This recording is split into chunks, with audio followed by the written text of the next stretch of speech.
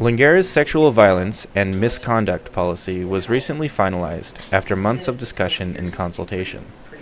A Vancouver Police Department detective who worked on the missing woman and the Robert Pickton serial killer case was on campus last week.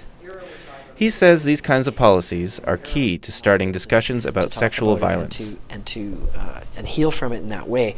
So I think for schools, a lot of it's awareness. I think strong policy is really important. People need to know the process. If they are assaulted, they need to understand where the supports will be for them. I think there has to be a component of psychological support. There has to be some reassurances around personal safety for the survivors of assaults, where if they're having to report somebody who's in the same class as them or same dorm room or an ex-boyfriend or whatever sort of dynamic, chances are it's going to be someone they know. And so to be able to provide an ongoing sense of safety for those people, I think is very important. And I think the schools have a real role to play in that, because it's simple too. They can remove people who behave in ways that are not either according to the law or according to the policy of the school.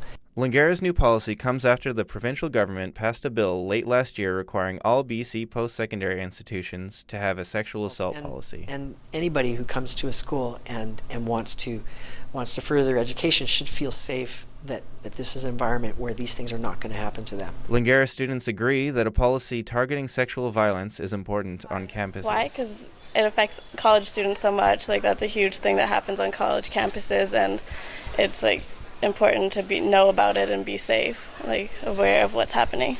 I do believe that we need to raise awareness for such a thing. We do definitely need to keep people safer.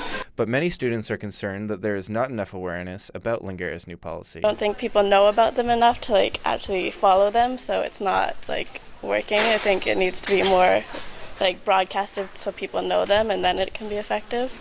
The college is now developing a strategy to foster awareness about consent, sexual violence, and the new policy.